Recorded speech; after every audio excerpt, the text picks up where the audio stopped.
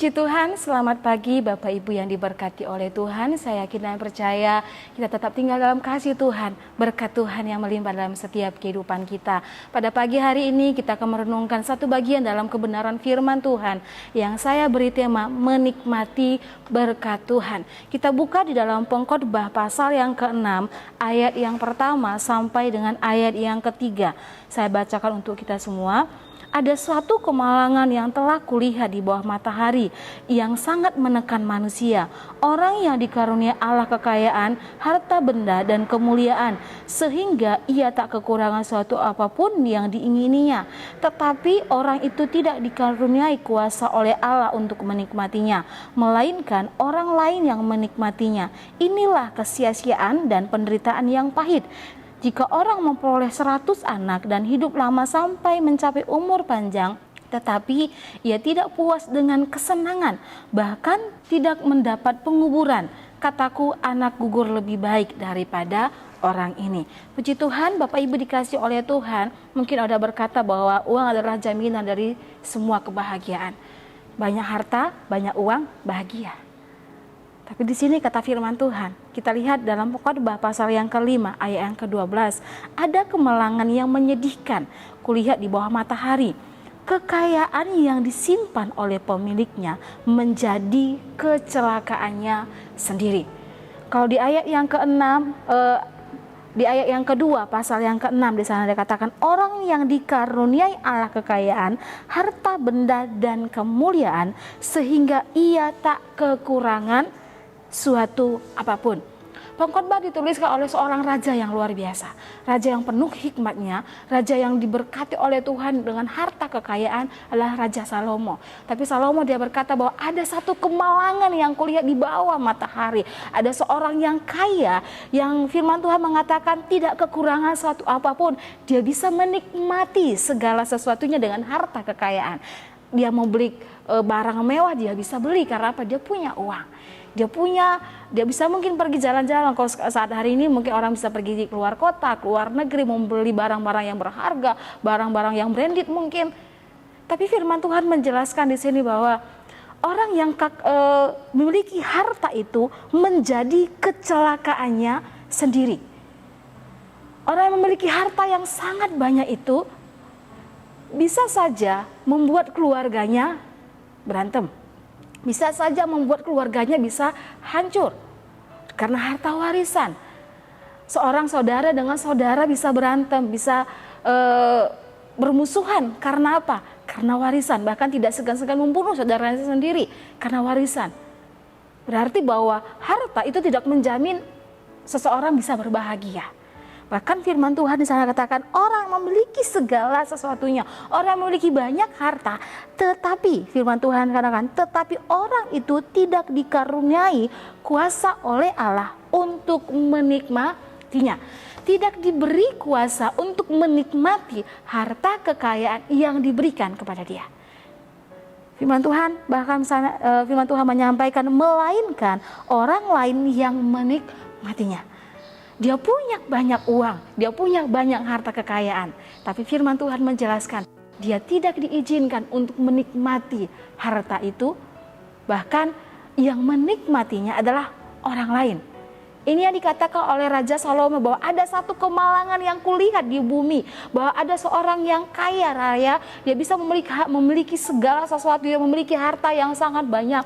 Tapi firman Tuhan menjelaskan, dia tidak diizinkan untuk menikmati berkat itu. Melainkan berkat itu dinikmati oleh orang lain. Bapak Ibu dikasih oleh Tuhan, setiap kehidupan kita mungkin punya banyak harta. Tapi apakah harta itu bisa kita nikmati? Apakah harta kekayaan yang kita miliki bisa kita nikmati dengan sukacita atau kita nikmati dengan ketakutan?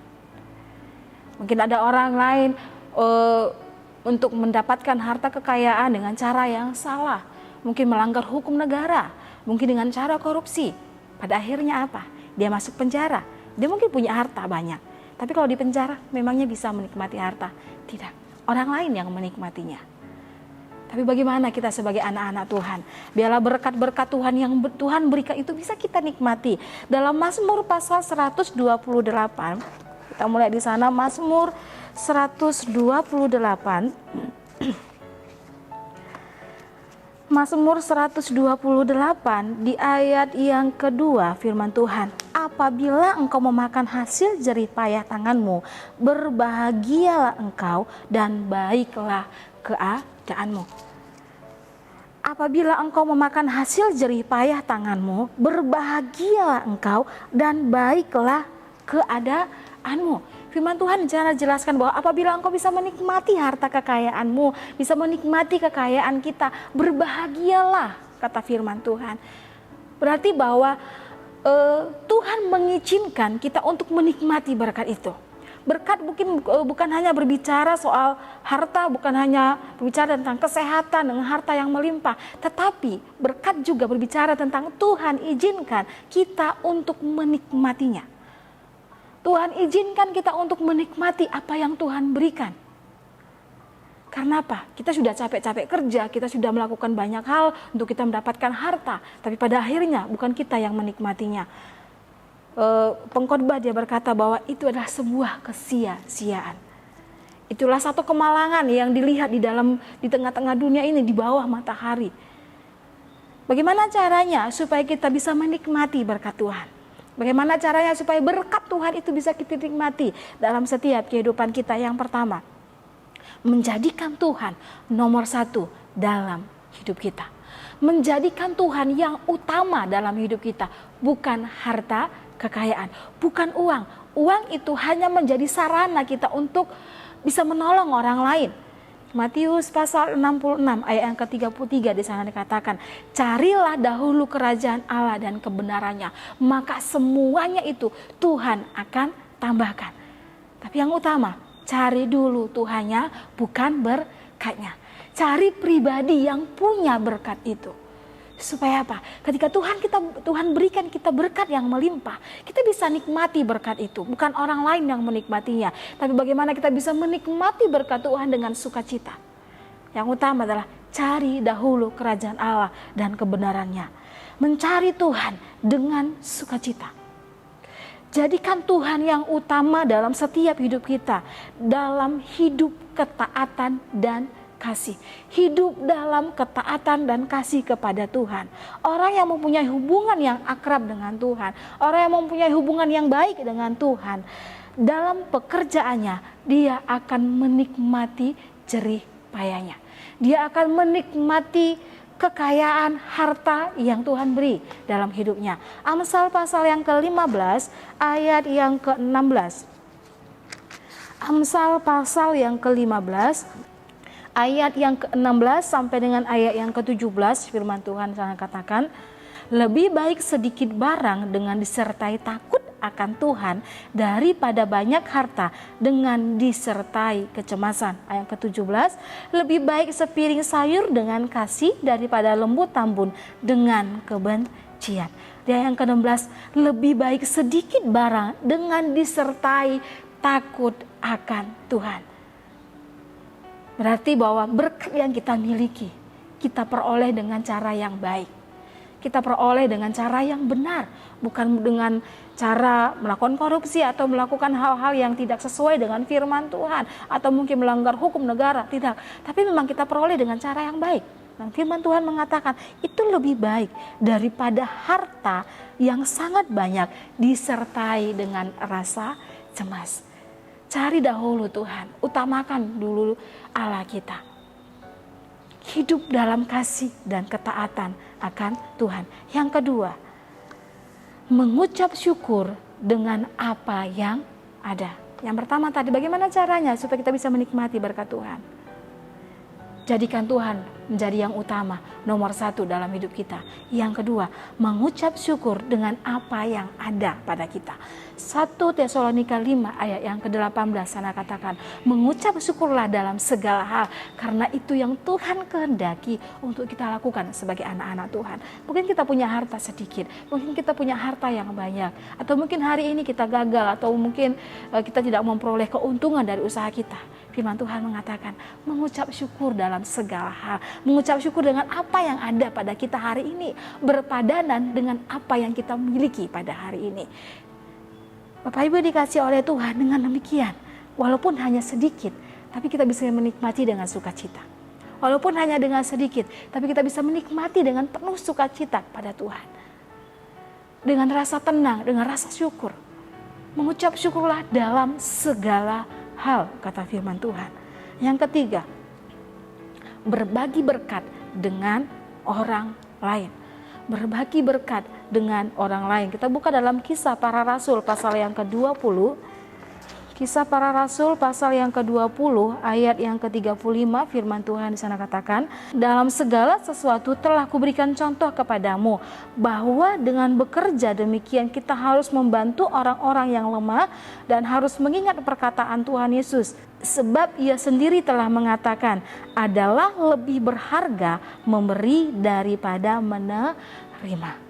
Adalah lebih berharga memberi daripada menerima. Ingat bahwa harta kekayaan yang kita miliki hanyalah titipan Tuhan.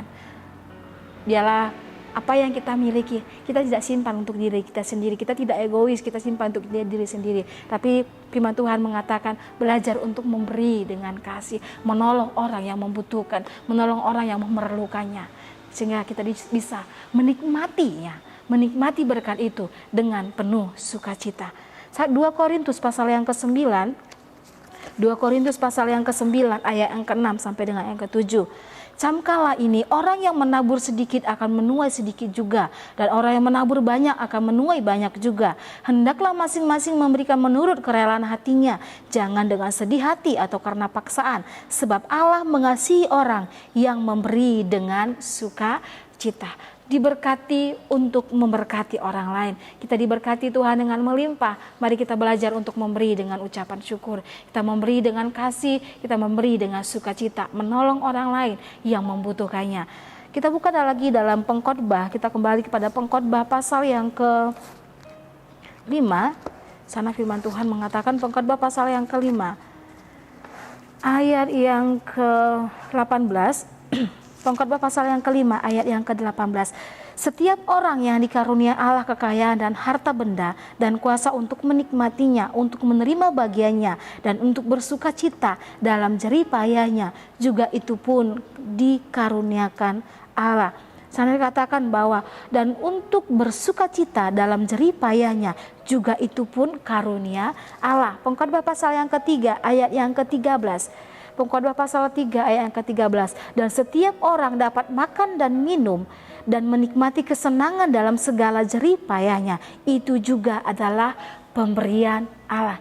Ingat Bapak Ibu yang dikasihi oleh Tuhan, segala sesuatu yang kita miliki hari ini adalah pemberian Allah. Tapi bagaimana pemberian Allah itu bisa kita nikmati dengan sukacita? Itu adalah izinnya Tuhan. Belajar kita untuk tetap mengucap syukur, menjadikan Tuhan yang utama, yang nomor satu dalam hidup kita. Supaya berkat-berkat yang Tuhan beri, kita bisa nikmati dengan penuh sukacita. Dan kemuliaan Tuhan dinyatakan dalam setiap kehidupan orang-orang yang percaya dan setia kepada Tuhan. Puji Tuhan, kita mau berdoa. Segala puji kemuliaan hanya bagi nama Tuhan. Kami bersyukur buat setiap kasih dan penyertaan Tuhan dalam setiap kehidupan kami. Terima kasih Tuhan buat firman Tuhan yang boleh kami dengar pada saat hari ini. Biarlah kami boleh menikmati berkat-berkat Tuhan yang Tuhan sudah berikan kepada kami. Kami boleh menikmati dengan sukacita, damai sejahtera dan pengharapan kami hanya di dalam Engkau. Memberkati materaikan firman-Mu di dalam setiap kehidupan kami. Memberkati kehidupan kami sepanjang hari ini. Apapun yang dikerjakan oleh tangan kami, kemanapun kami melangkah, biarlah kami berjalan bersama dengan Tuhan. Terima kasih Tuhan, segala puji hormat kemuliaan bagi nama-Mu. Dalam nama Tuhan Yesus Kristus kami sudah mengucap syukur, haleluya, amin.